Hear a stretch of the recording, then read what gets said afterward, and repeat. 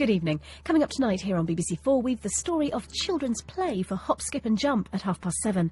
At 8:30, we've a University Challenge special of Only Connect. I know, I thought neither twain would meet either. And then at 10:30, Storyville has the tale of South American drug smuggling through the eyes of Pablo's hippos. First up, though, it's the news. Next.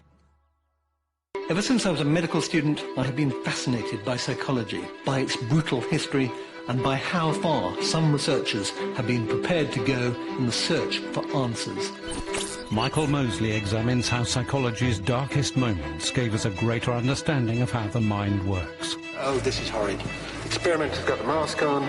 There's a sort of coldness about this experiment, which is really uncomfortable. The Brain, A Secret History, continues Thursday at 9 on BBC4.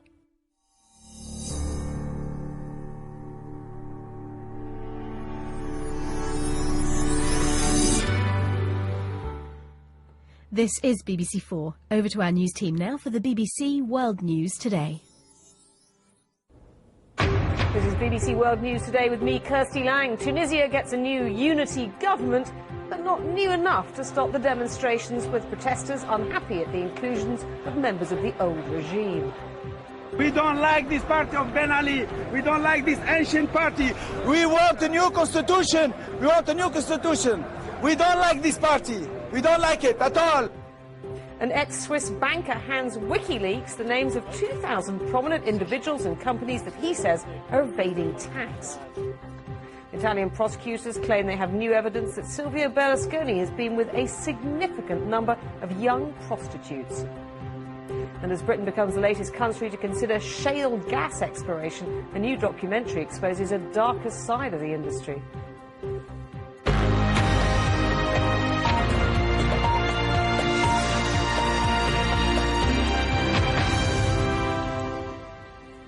Hello and welcome. Well, it's still very tense in Tunisia tonight. The country's Prime Minister has announced the formation of a national unity government containing both opposition politicians and members of the old regime. It's a transitional government, so it'll only rule the country until elections are called.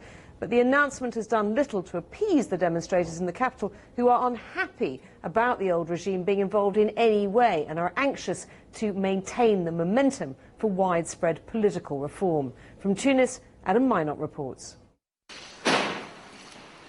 The morning after, the revolution before. It's time to sweep away the mess and get ready for a new dawn. Tunisia is still reeling from 4 weeks of turmoil, and supermarkets were a target for rampaging looters. This all happened during about 4 or 5 hours of chaos as the country and the government were falling apart on Friday. Shops were broken into, entire shelves cleared of all their goods, and this was happening here in Tunis and all across the country. The damage repair bill in Tunisia is vast, but the country is trying to roll up its sleeves and move on. The manager of the supermarket says he's hired in extra staff so he can open tomorrow. SMS messages have been buzzing round, urging people not to stay at home, but to go to work and make it look as though Tunisia is getting back to normal. This is what the people want, he said. They need to feel stable and secure, and our job is to provide them with food. This is what they expect. Symbols of the hated past have been brought crashing down. The homes of the family of the former President Ben Ali have been looted. Anything not nailed down in his nephew's luxury beach house has been taken away. This afternoon, the Prime Minister announced his interim government of national unity.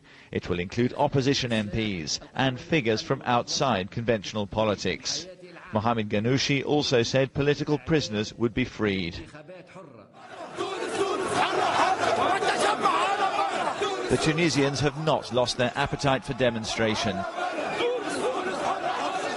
Tunis is free, Tunis is free. Hundreds chanted again in the centre of the capital, hurling insults at the old regime. The police watched at first, but then seemed to forget their new commitment to allow greater freedom of speech. Tear gas canisters were fired to scatter the crowd, a sign that the dark days may not be completely over. Adam Minot, BBC News, Tunis. Well, the unrest in Tunisia started on December the 17th when a young man set fire to himself after having his vegetable stall removed by officials who said he didn't have the right permit. He later died in hospital. Since then, there have been at least 6 copycat incidents in neighbouring countries. At least 4 men have attempted to commit suicide after setting themselves on fire in Algeria in the past week. One of them has since died. Today, in the Mauritanian capital, a man set himself alight in front of the presidential palace, angry at the government's mistreatment of his tribe. He's now recovering in hospital. And in Cairo, a man set himself on fire outside the parliament in protest against poor living conditions. Health officials say he was taken to hospital with light burns mainly to his face, neck and legs, but is doing well. Well, joining me now from New York is Mona Eltahawy, a columnist and public speaker on Arab and Muslim issues. Mona, you're from Egypt. Do you see parallels between Tunisia and, I suppose the question I'm asking is, could the same thing happen in Egypt?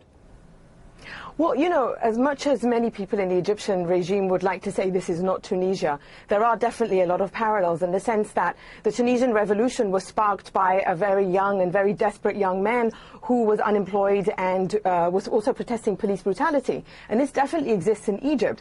What you see across the entire region is a very youthful population. The majority of Arabs are younger than 30, and they have known no other leaders than their current dictators. And so what we're witnessing in Tunisia is people who have successfully staged an uprising, a revolution, call it whatever you want, against all the predictions, especially in a country like Tunisia. And so as a young Arab person, and I'm hearing it all over Facebook and Twitter, you know, you're looking at this and thinking, they told me all along this could never happen, and yet it's happened. So there are definitely parallels. Whether we can duplicate them or replicate them or not remains to be seen. But of course, you mentioned the self-immolation in Egypt and Algeria and Mauritania. You're seeing many similar circumstances, and the frustration is exactly the same everywhere.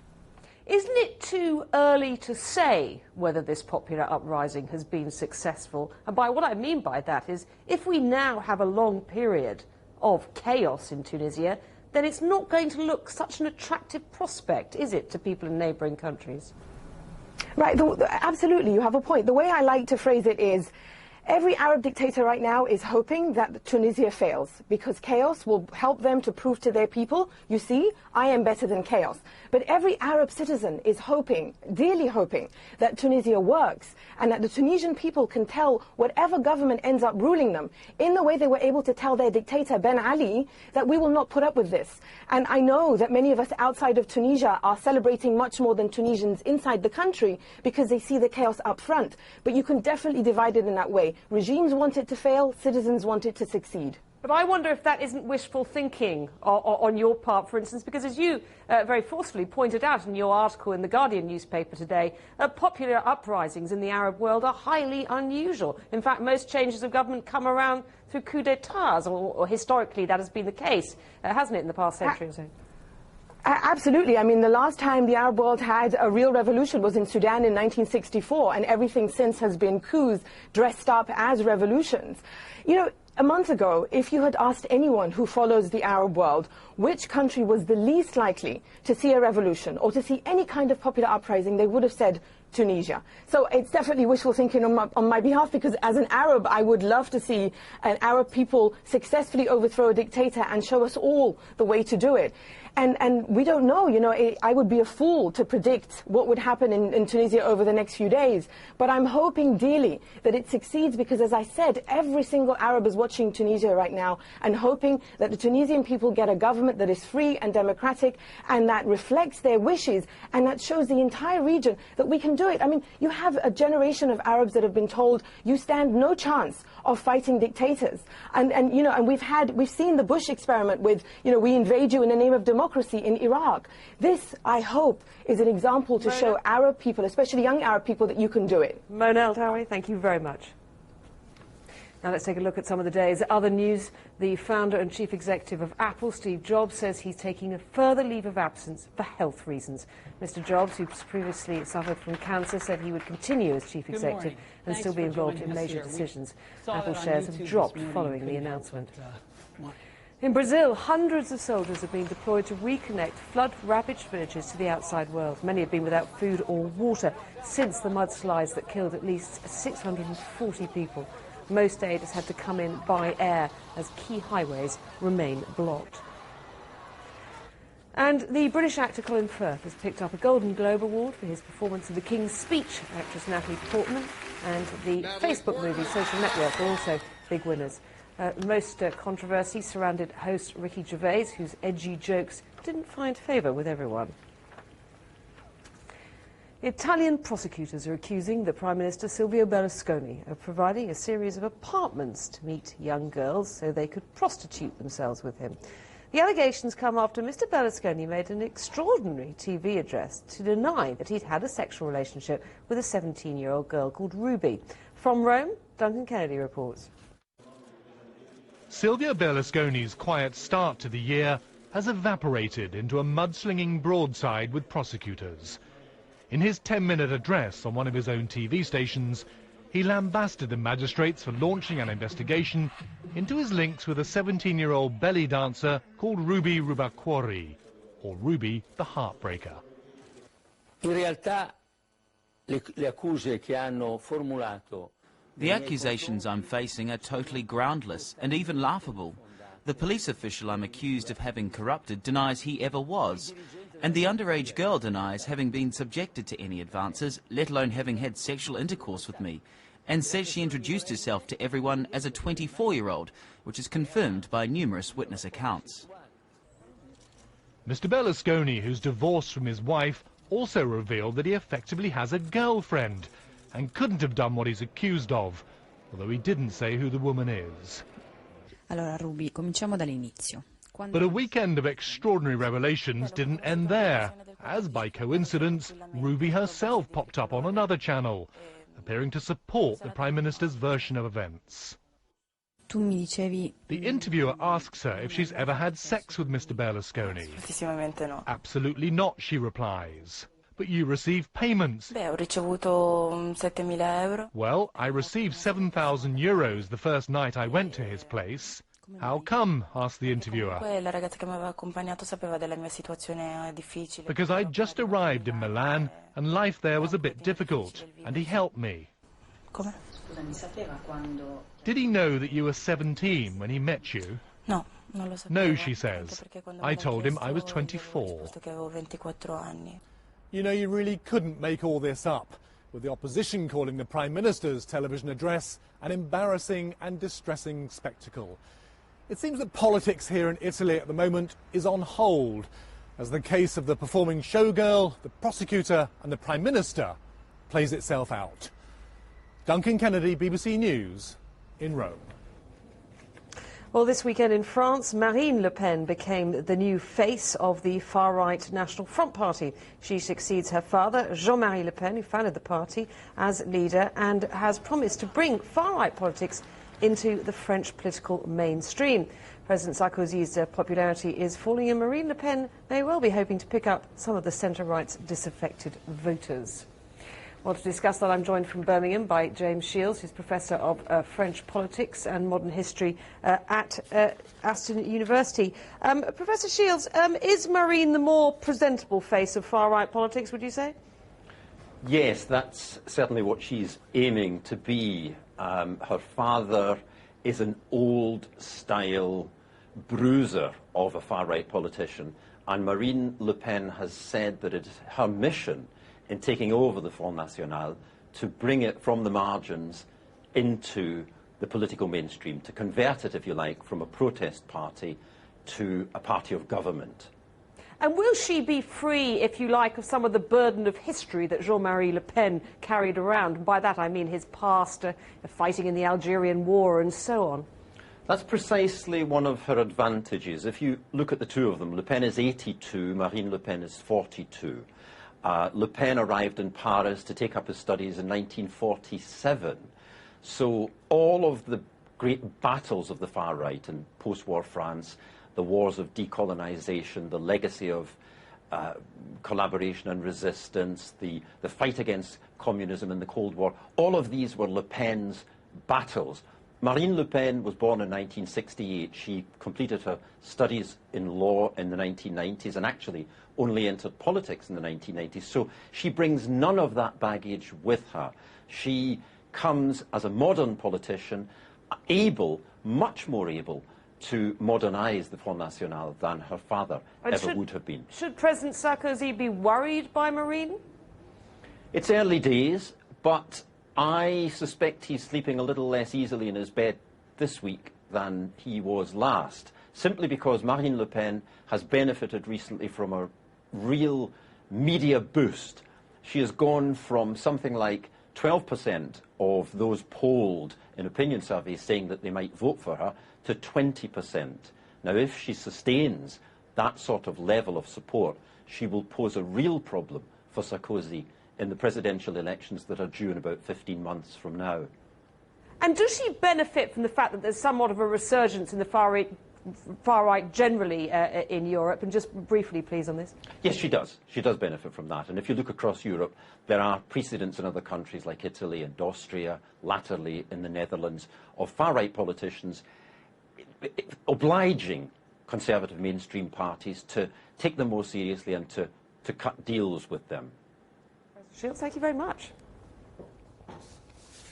Well, here in Britain, there have been calls for a moratorium on exploiting gas from shale rocks. Now, this is a new form of exploiting gas reserves, which is expected to open up very large reserves of energy in China, South America, and right across Europe. But in the United States, the drilling has been blamed for polluting water supplies, and environmental groups want to wait until the British government has proved that this technology is absolutely safe. Our environment analyst, Roger Harrabin, reports. In the northwest of England, they're searching for gas trapped in tiny pockets in shale rocks laid down at the time of the dinosaurs. The firm planned to use an American technology for freeing the gas by fracturing the shale rock. The technology can cause gas leaks, but the British government says it should be safe if it's done right, and the drilling firm says its methods are approved by 4 government agencies. We want to meet or exceed all the UK regulations for achieving well integrity and making a leak-free well that's going to last for the next 50 to 100 years. But a report by the Tyndall Environment Centre in the UK says the rock fracturing can pollute water in the ground. I think there should be an absolute moratorium on the development of shale gas in the UK until we have a much better understanding of the local issues to do with groundwater contamination from the processes of extracting this gas. I'm against it on the global issue because if we are serious about climate change, we simply cannot be extracting any further fossil fuels from the earth. But in the USA, the controversial shale fracturing technology has given America independence from gas imports for maybe 100 years. Here in the woods of Louisiana, timber is an important crop. The most valuable thing here is this stuff. It lies 2.5 miles underground. The gas is trapped so tight, engineers have had to find a way of smashing it out. This rig behind us is starting that process. And here's how they do it. First they bore deep underground. Then the drill turns sideways. Then tiny explosions fracture the shale. Then sand, water and chemicals are forced in to release the gas. In the US, fracturing has been blamed for polluting water supplies with gas and with chemicals. The industry says its teething problems have now been solved. In the UK, the gas men expect to carry on drilling, but today an alarm has been raised. Roger Harrabin, BBC News. Well, it just so happens that an American documentary film, Gasland, has been looking at this very issue about drilling into shale rock, and it opens here in the UK today. Earlier I spoke to the film's director, Josh Fox, and he explained to me why he'd made the film. I was asked to lease my land for natural gas drilling. In the United States, people own, at least in the Northeast, they own their mineral rights. So if a gas company wants to drill, then they have to ask you, and they have to, they offered us $100,000 for a piece of land about 19.5 acres. So they're doing this shale gas drilling. It's a new form of drilling, which involves the explosion of this huge amount of water under the ground to break apart this rock formation and extract the gas. The problem is they also use toxic chemicals, quite a few toxic chemicals in that mixture, and those chemicals have been turning up in people's water supplies. So I started to get So you then travel, in this film, you travel all over the United States talking to people who have had this experience, is that right? And what kind of stories did you hear? Well, I went to 24 different states. I guess the most astounding thing is the people who can light their water on fire.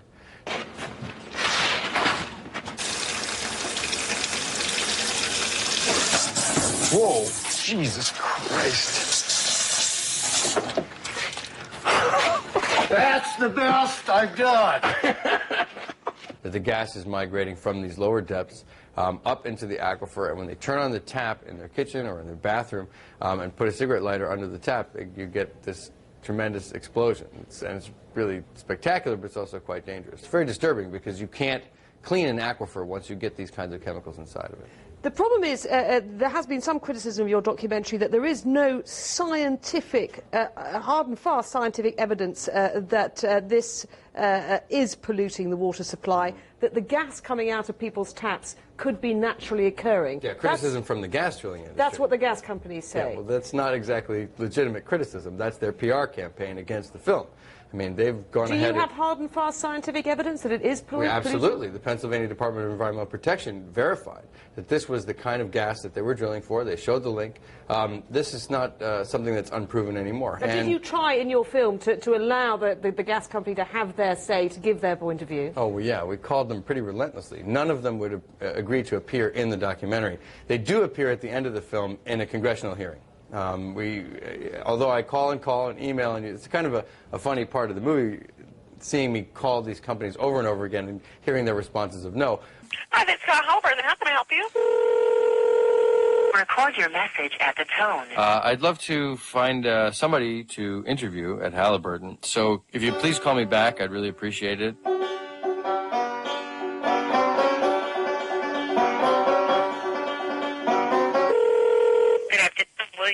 Please leave a voice message for Chesapeake Energy Corporation.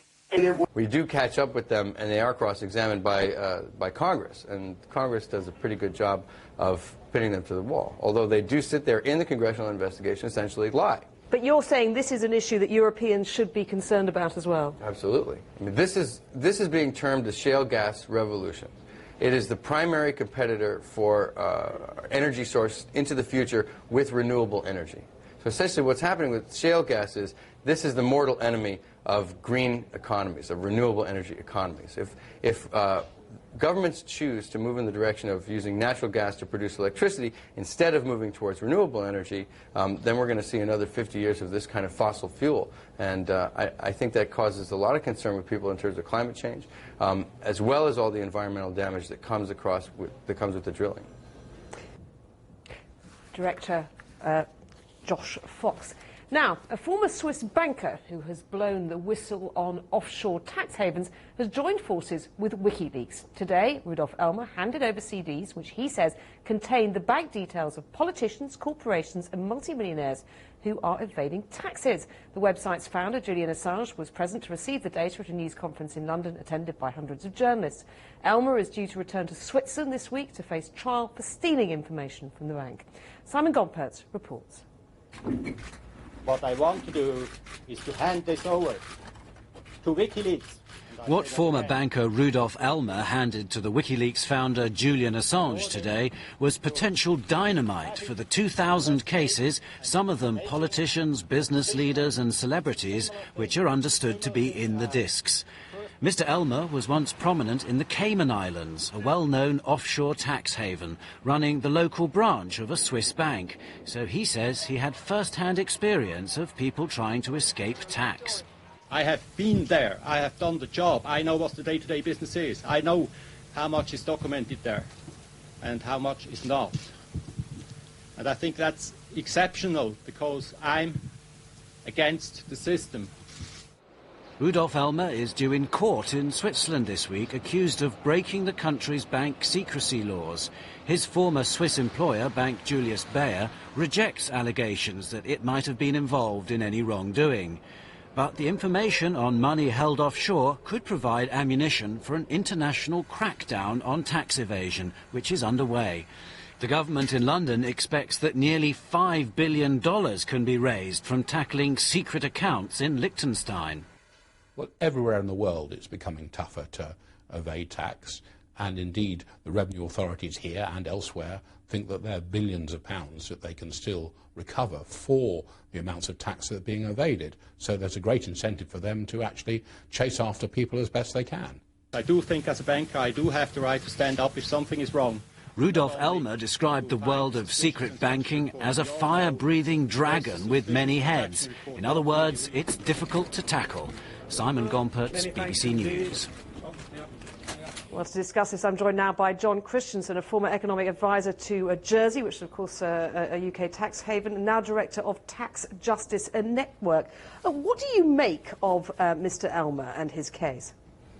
Well, I've known Mr. Elmer for some time. I mean, he's a former compliance officer, very senior within the bank. His case is very serious because for many, many years he was raising alerts about the nature of the client business he was doing in the Cayman Islands, and his concerns were ignored.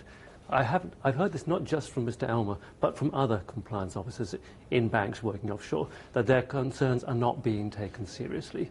And I think it reached the stage where he had no alternative other than to go public. So this is a desperate act, really? Well, this is an act of a man who's been saying for a very long time that we have an awful lot of activities here I'm not at all happy about. Please start paying attention to this. And eventually he went public. And he went public through WikiLeaks. The fallout is going to be if WikiLeaks do, you know, print these names? Well, I think many banks around the world should start paying very serious attention to this. There will, of course, be a large number of names of people there who are quite highly exposed. Potentially, this could cause a great deal of damage.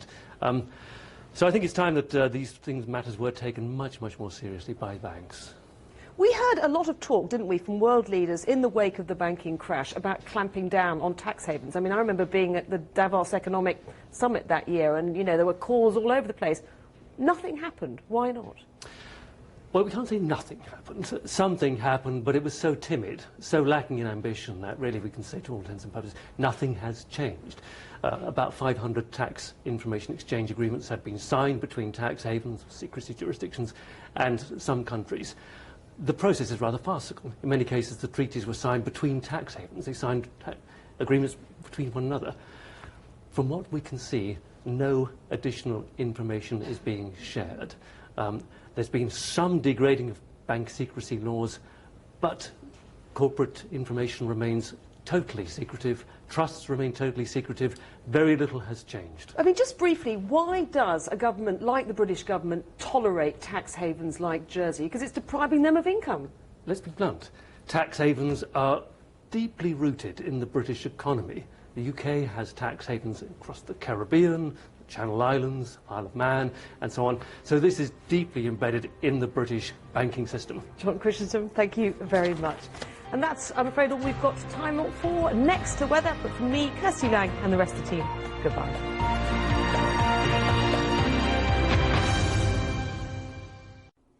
Hello there. Throughout Monday it's been the turn of southern counties to see the cloud and the rain, but it should be an improving picture as we head into Tuesday's weather, because for most places it is going to be dry and bright.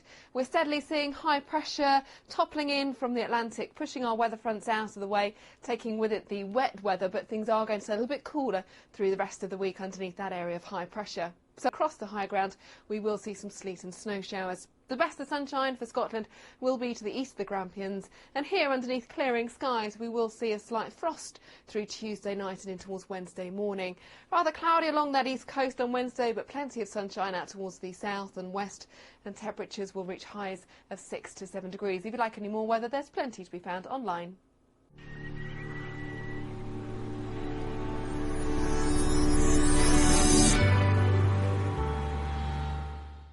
Coming up this evening here on BBC4 with the story of children's play for hop, skip and jump next. Then at 8:30 we've a University Challenge special of Only Connect. Stay with us. If a successful banker can still earn a six-figure bonus when others must tighten their belts. If the freedom of the streets for everyone means some feel less secure. When upholding the rights of a terrorist threatens the safety of another citizen. When the right to protest violates the rights of others. And if a violent criminal can make a fresh start, but their victim lives with it forever. Does anyone ever get what they deserve? Justice, A Citizen's Guide. A new season starts Sunday at 9 on BBC4. The incomparable Hattie Jacques. On screen, it was all matron. Cut! Let's go again. Big close-up on the bust. Hers or mine?